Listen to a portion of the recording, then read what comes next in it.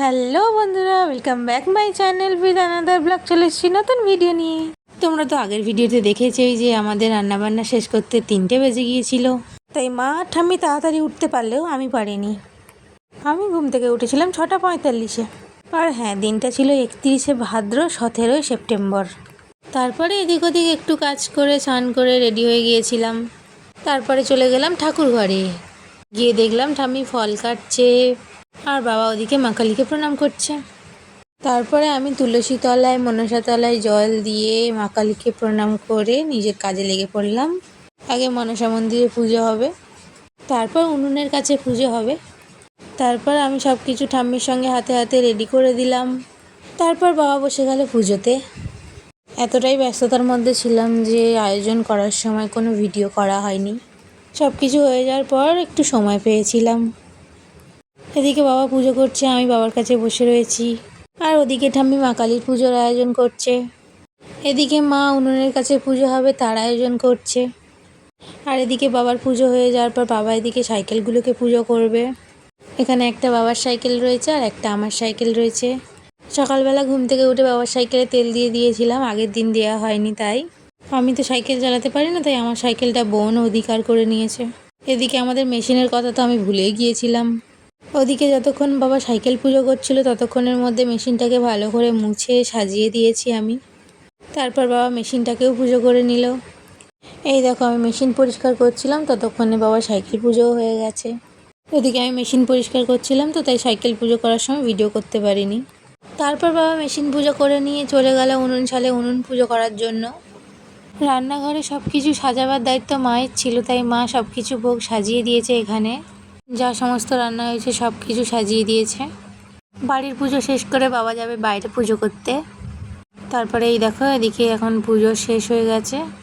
বাড়ির পুজো শেষ করার পর বাবা চলে গেছে বাইরে পুজো করতে। আর আমি এদিকে এগুলো সব ঢাকা দিয়ে রাখছিলাম। পুজো শেষ হয়ে গেছে তাই সব কিছু গুছিয়ে রাখছিলাম। সব কিছু গুছিয়ে দিয়ে বাইরে এসে দেখলাম প্রচুর বৃষ্টি হচ্ছে। বাবা বেরিয়ে গেছে, তারপরেই বৃষ্টি শুরু হয়ে গেছে। তারপর আমি খেতে বসে পড়েছিলাম। এই দেখো, যেগুলো খাবো সেগুলো একটা অন্য থালাতে নিয়ে যা, যেগুলো খাবো না সেগুলো অন্য থালাতে নিয়েছি। তো চলো কী কী হয়েছে দেখে নাও। ডাল চচ্চড়ি, তারপরে আছে আলু ভাজা, ঢ্যাঁড়স ভাজা, কাঁচকলা ভাজা, পটল ভাজা, বেগুন ভাজা, ঝিঙে আলু পোস্ত দিয়ে তরকারি, তারপরে আছে কুমড়ো আলু চিংড়ি দিয়ে তরকারি, আর এটা হলো মাছের ডিমের বড়া, আর পান্তা তো রয়েছেই দেখতে পাচ্ছ। এগুলো আমার পছন্দের জিনিস। আর এদিকে রয়েছে চাটনি। চাটনির পিছনে একটা গল্প রয়েছে, সেটা পরে বলছি। এখানে আছে মাছ ভাজা, ইলিশ মাছ আর রুই মাছ। তারপরে দেখো এখানে আছে উচ্ছে ভাজা। পান্তার সঙ্গে উচ্ছে ভাজা কে খায় বলো তো?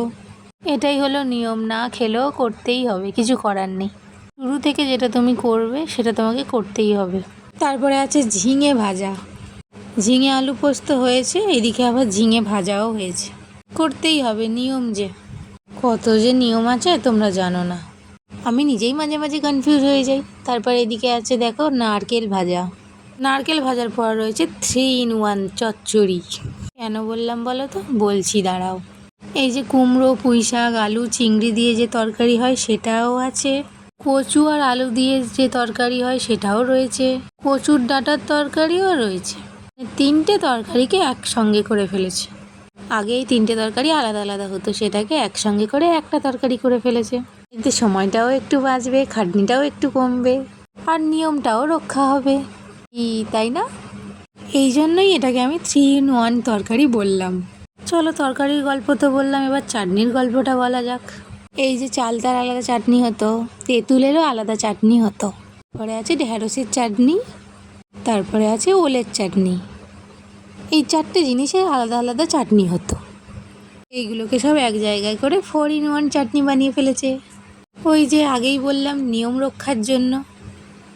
তবে আমি ছোট থেকে দেখে আসছি সব একসঙ্গেই হয়।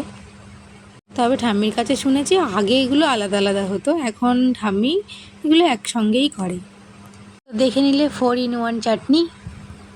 সব কিছু নিয়ে মাছ সহ 15 রকমের পদ রান্না হয়েছে। এই চাটনি তো আমি খাই না, তবে একটু চালতাটা ভালো লাগে তাই খাই। তাই চালতাটা একটু নিয়ে নিলাম। তবে এটা তো আমি আর খাবো না, তাই ঠাম্মিকে দিয়ে দিলাম রেখে দেওয়ার জন্য। চলো এবার পিঠে পায়েস কী হয়েছে তোমাদের দেখাই। প্রথমে দেখো পায়েস, তারপরে কলার বড়া, তারপরে নারকেল কুমড়ো, বলি কুমড়ো দিয়ে নারকেল দিয়ে কীভাবে তৈরি করে এটা জানি না আমি। তারপরে রয়েছে ভাজা পিঠে, মালপোয়া, অনেকে অনেক কিছু বলে। তারপরে রয়েছে নারকেল পিঠে বা পুলি পিঠে। তারপরে এখানে রয়েছে নারকেল নাড়ু তৈরি করে তেলে আবার ভেজে নিয়েছে। তারপরে এই যে পায়েস তো বললামই, পায়েসটা আসলে সুজির মতো বসে গিয়েছে। আমি তো এখন খাবো না পায়েস পিঠে, তাই ঠাম্মিকে দিয়ে দিলাম। তো চলো এখন খাওয়া দাওয়া করে নেওয়া যাক। তো তারপর খাওয়া দাওয়া করে নিয়ে আমি একটু রেস্ট নিচ্ছিলাম। তো তারপর দেখলাম ঘড়িতে বাজে 12:30। বাবা তো এখনও পর্যন্ত আসেনি, সেই কোন সকালে বেরিয়েছে। তাই আমিও একটু বেরিয়ে পড়লাম কি করছে দেখতে যাব বলে। আমাদের এখানে যে প্যান্ডেল হয়েছে এখান থেকেই যাচ্ছিলাম, তাই একটু ভিডিও করে নিলাম। আজকে পুজো হবে, এখনও ঠাকুরমশাই এসে পৌঁছায়নি। এই পুজোটা হতে হতে বেলা 4টে বেজে যাবে। ঠাকুরমশাই সবসময় এখানে দেরি করে আসে। তারপরে এখানে কিছুক্ষণ থাকার পর চলে যাচ্ছিলাম বাবার কাছে। তো যেতে যেতে দেখতে পেলাম আকাশে কি সুন্দর মেঘটা হয়ে রয়েছে, তাই একটু ভিডিও করে নিলাম। আর আকাশে এইরকম মেঘ দেখলে মনে হয় দুর্গাপুজো চলেই এসেছে, আর বেশি দেরি নেই। সত্যি সত্যিই তো আর বেশি দেরি নেই পুজোর। তারপরে গিয়ে দেখলাম বাবা পুজো করছে এখানে। পুজো করছে ঠিক কথা, কিন্তু মায়ের থানটা ভালো করে বাঁধা নেই, একটু হাত লাগলেই সব কিছু পড়ে যাওয়ার মতো অবস্থা। তারপর আমিও কিছুক্ষণ দাঁড়িয়ে দাঁড়িয়ে একটু পুজো দেখে নিলাম। তারপর দেখলাম এখানে হাসা দেয়া হচ্ছে। আমার বাবা তো হাসা বলি দেয় না, এমনি ঠাকুরের কাছে উৎসর্গ করে দেয়, কারণ আমার বাবা বলি পছন্দ করে না, আর আমারও পছন্দ নয় বলি।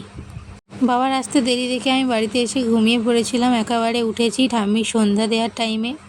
তারপর বাড়িতে সন্ধ্যা প্রণাম করে একটু রেডি হয়ে বেরিয়ে গিয়েছিলাম পুজো প্যান্ডেলের কাছে। পুজো প্যান্ডেলে গিয়ে দেখলাম পুজো তো হয়ে গেছে, আমি তো ঘুমাচ্ছিলাম।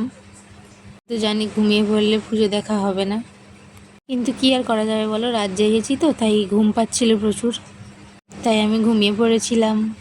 তারপর এখানে সবাই একে একে আসতে শুরু করে দিল। তারপর আমাদের নাচও শুরু হয়ে গেল এখানে।